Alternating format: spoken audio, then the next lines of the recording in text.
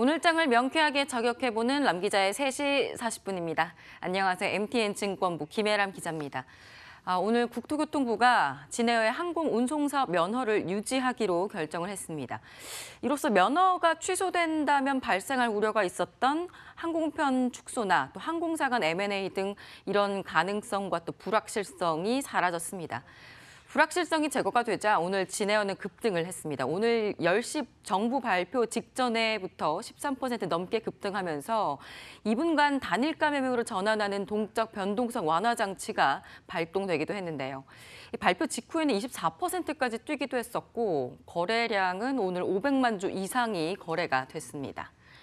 국내 항공사업법과 항공보안법상 외국 국적을 가진 자는 임원으로 등록할 수가 없는데 진에어는 미국 국적자인 조현민 전 대한항공 정무를 6년간 기타 비상무 및 사내이사로 등재하면서 논란이 됐었습니다. 국토교통부 김정열 2차관은 이 사안을 종합적으로 검토해본 결과 취소 처분을 내리지 않기로 최종 결론을 내렸다라고 오늘 오전 밝혔는데요. 다만 갑질 경영 논란으로 물의를 일으켰기 때문에 일정 기간 동안 신규 노선을 허가하는 걸 제한을 하고 신규 항공기 등록과 부정기평 운항 허가 제한 등의 제재를 받게 됐습니다. 국토부가 이 같은 결정을 한 것은 대규모 실직 사태를 피하기 위한 포석으로 좀 해석이 되고 있습니다. 이외에도 법적인 공방이 좀 가능한 사안이기 때문에 진에어 측에서 행정소송을 하거나 또 국내외 주주들이 대규모 소송을 할 수 있다라는 어떤 이런 상황들이 예상이 되기 때문에 이를 좀 더 키우지 않으려 했던 건 아니냐 이런 절충안으로도 해석이 되고 있습니다. 이 면허 취소를 국토부가 검토를 하면서 항공사업법과 항공안전법 조항이 서로 다른 모순이 있다는 것도 밝혀졌거든요. 이 항공사업법 제9조를 보면 외국인이 임원으로 재직할 수 없고 이를 위반하면 면허 결격 사유라고 적시되어 있습니다. 그런데 또 항공안전법 제10조에서는 2분의 1까지는 외국인 임원을 인정할 수 있다는 뜻으로도 해석이 될 수 있습니다. 또 이와 함께 국토부는 에어 인천과 아시아나항공 등에서도 외국인 등기 임원이 있었다라는 점을 확인을 했습니다. 다른 항공사들과의 형평성을 고려해서도 아무래도 그것 때문에도 취소되지 않은 것 아니냐라는 점을 증권가에서도 이렇게 분석을 하고 있더라고요. 최근에 이슈들이 터지면서 좀 짓눌려 있었던 운수창고업 정도 오늘 상승세를 보였습니다. 진에어를 비롯한 한진과 대한항공은 물론 상승을 했고 그 외에도 아시아나항공과 제주항공, 티웨이항공 등 항공주와 LCC주들도 함께 뛰어 올랐습니다. 이 진에어가 항공운송산업 면허를 유지하기로 하면서 날개가 꺾였던 항공주가 되살아날 수 있을지 기대감이 좀 모아지는데요.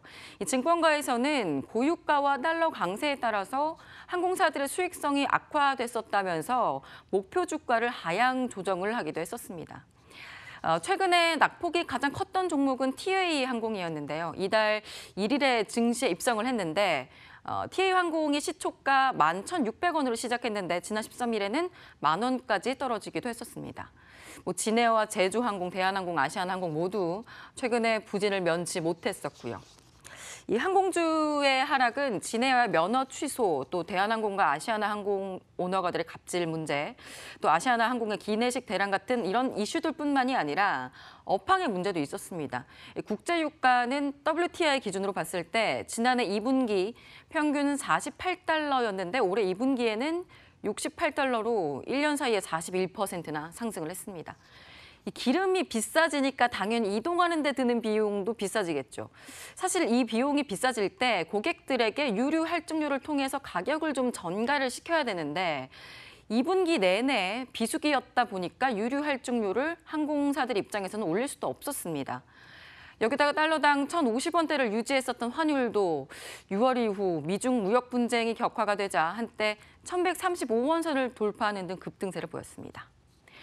여기다가 우리나라를 찾는 육화 관광객 수가 줄면서 항공사들이 운항을 좀 효율적으로 운영하기가 어려웠다라는 점도 이야기를 좀 들었습니다.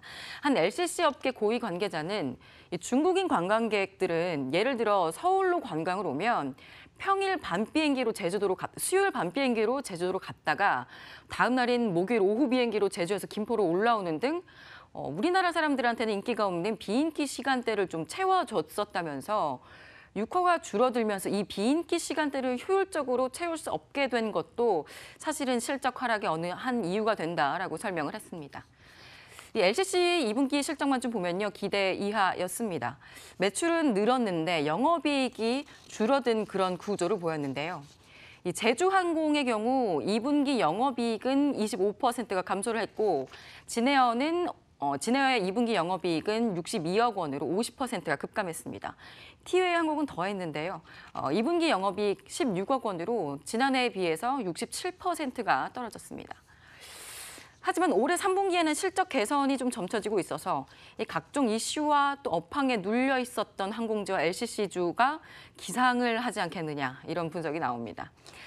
지난해에는 5월 황금 연휴가 있어서 2분기 실적도 사실 좋았거든요. 이 때문에 지난해와 비교하지 말고 이번에 3분기 성수기 실적이 어떻게 될지 이걸 좀 기대해 보라는 건데요.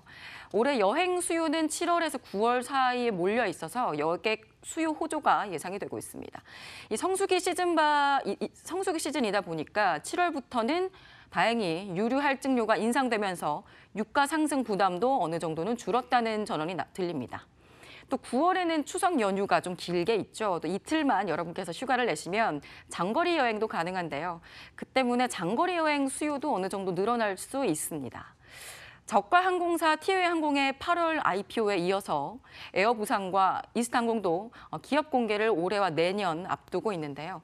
오늘 이 진에어에 대한 결정이 이들에게 공모 흥행에 어떤 영향을 줄 수 있을지 좀 관심이 모아지고 있습니다. 이 LCC만 좀 따로 보면요. 점유율이 최고치를 경신을 하고 있는데요. LCC의 국내선 점유율은 약 60%에 달하고 단거리 국제선의 경우에도 43%까지 올라왔습니다. 저비용 항공사를 사용해서 여행하시는 분들이 점차 많아지고 있다는 건데요.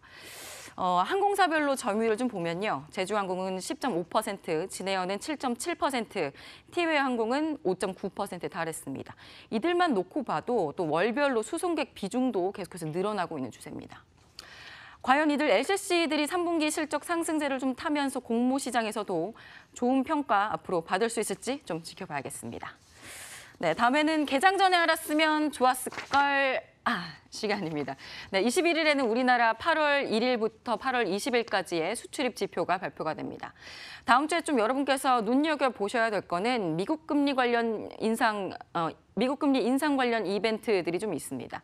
22일에는 FOMC의 8월 의사록이 공개가 되고 23일에는 잭슨홀 미팅, 즉 경제정책 심포지엄이 있습니다. 이 잭슨홀 미팅에서는 미 연준뿐 아니라 주요국 중앙은행 간부들과 또 경제학자들이 모여서 경제정책을 좀 논의하는 자리가 됩니다.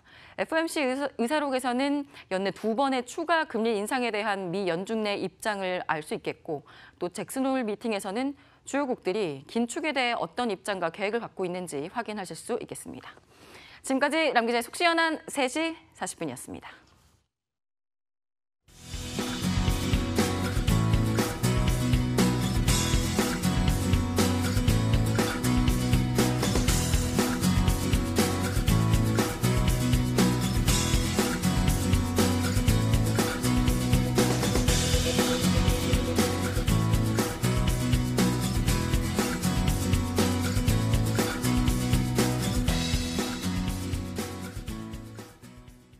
다양한 이벤트 속에 참 힘든 한 주였습니다. 그럼에도 불구하고 끝까지 버티시는 여러분들 모두 수고하셨습니다. 다음 주에도 늘 마감 전략은 저희와 함께 챙겨보시죠. 마감 전략 A+였습니다. 고맙습니다.